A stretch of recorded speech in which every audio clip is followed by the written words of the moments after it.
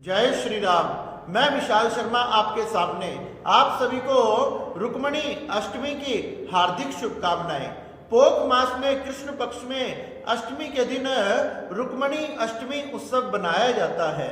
माना जाता है कि द्वापर युग में विदर्भ देश में भीष्मक राजा के यहाँ माँ लक्ष्मी स्वयं एक पुत्री रूप में प्रकट हुई थी।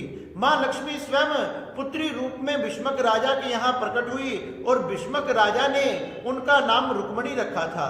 रुक्मणी जी के 5 भाई थे जो रुक्मक, रुक्मबाहु, रुक्मेश, रुक्मरथ, रुक्ममाली अनेक प्रकार के नामों से जाने जाते थे।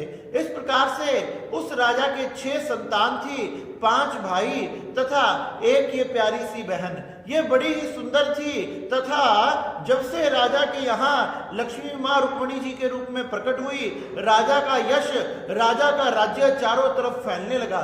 राजा के राज्य में धन की वृद्धि होने लगी।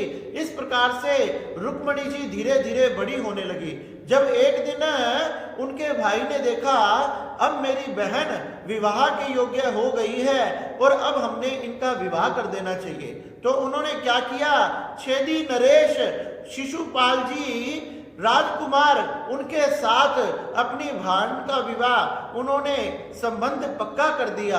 वे उनके घनिष्ठ मित्र थे, हर समय उनके साथ रहते थे।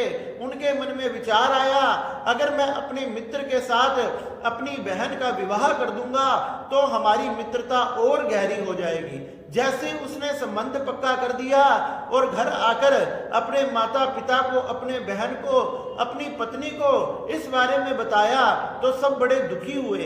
पिता ने कहा कि पुत्र, तुमने हमसे पूछे बिना ही अपनी बहन का विवाह तय कर दिया। अरे तुमने एक बार भी विचार कर लेना चाहिए था कि कम से कम अपने पिताजी से तो पूछना चाहिए। उधर रुक्मणी जी को जब ये पता लगा तो रुक्मणी जी का मन भी बड़ा अशांत हुआ।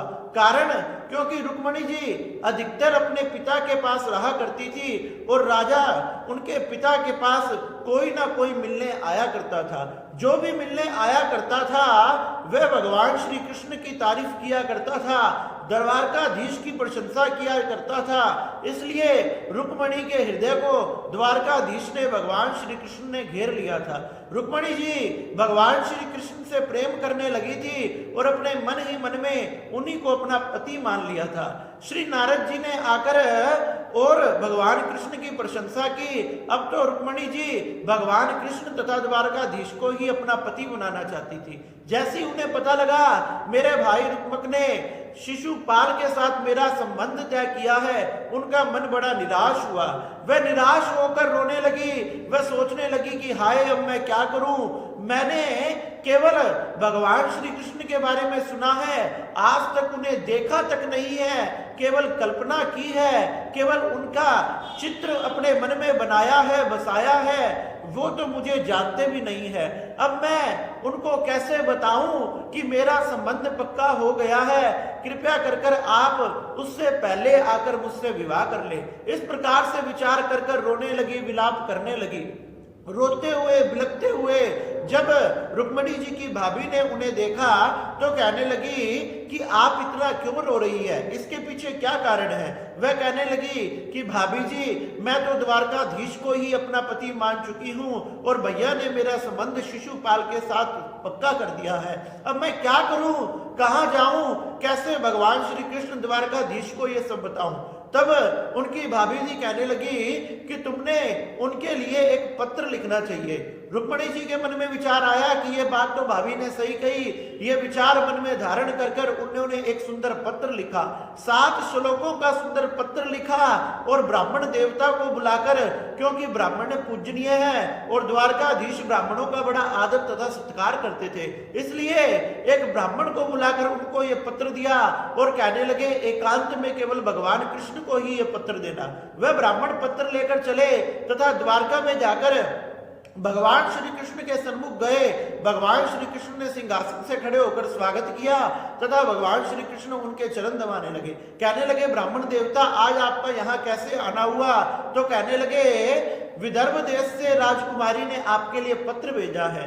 जैसे ही सुना पत्र भेजा है, भगवान उन्हें अपने साथ अंतःपुर में ले गए और अंतःपुर में जाने के बाद भगवान कहने लगे, हे ब्राह्मण देवता, कृपया आप ही ये पत्र पढ़कर सुनाएं। ब्राह्मण देवता ने पत्र पढ़कर सुनाया कि हे सर्वेश्वर, हे द्वारकाधीश, हे भगवान श्री कृष्ण, मैं आपको ही अपने पति रूप में चुन चुकी हूं, इसलिए अब मैं किसी दूसरे व्यक्ति के साथ विवाह नहीं करना चाहती, तो कृपया कर आप मुझे यहां से ले जाए, नहीं तो मेरा भाई शिशुपाल के साथ मेरा विवाह कर देगा, क्योंकि हमारे विवाह का समय भी निश्चित हो चुका है। इस प्रकार से पत्र में सब कुछ लिख दिया।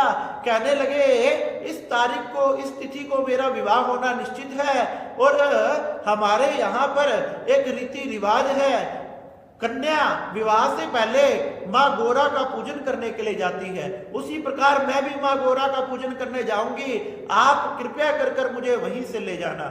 भगवान उसी समय उन ब्राह्मण देवता के साथ अपने रथ को उठाया और रथ में घोड़ों को भगाते हुए विदर्भ देश में आ पहुंचे।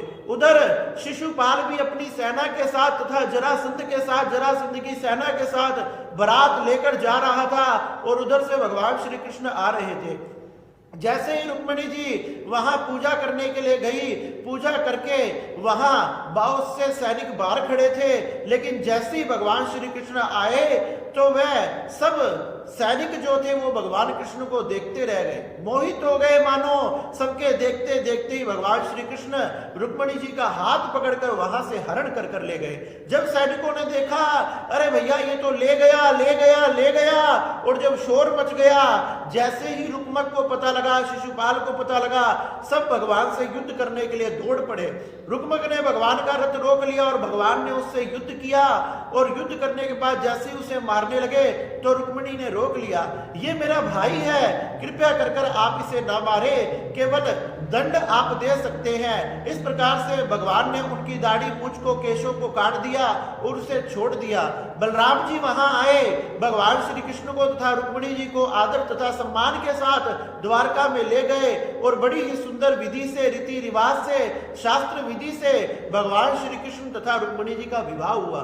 इस प्रकार से जो रुक्मिणी अष्टमी को भगवान का ये उत्सव बनाता है, भगवान की पूजा करता है, भगवान श्री रुक्मिणी जी का, माँ लक्ष्मी का ये व्रत धारण करता है, माँ लक्ष्मी उस पर अपार कृपा करती है, उसके जीवन की सारी समस्याएं हल हो जाती है तथा उस पर धन की वर्षा होती है तथा जीवन से संबंधित सभी प्रकार की समस्याओं से वह मुक्त हो जाता है। इस प्रकार से हमने धूमधाम से पोख मास के कृष्ण पक्ष की अष्टमी के दिन ये रुक्मिणी अष्टमी का उत्सव बनाना चाहिए और भगवान के चरणों का ध्यान करना चाहिए, भगवान का भजन कीर्तन गीत आदि गाना चाहिए। इस प्रकार से श्री रुक्मिणी अष्टमी का बड़े ही धूमधाम से पोख मास के कृष्ण पक्ष की अष्टमी के दिन ये त्योहार, ये उत्सव बनाया जाता है।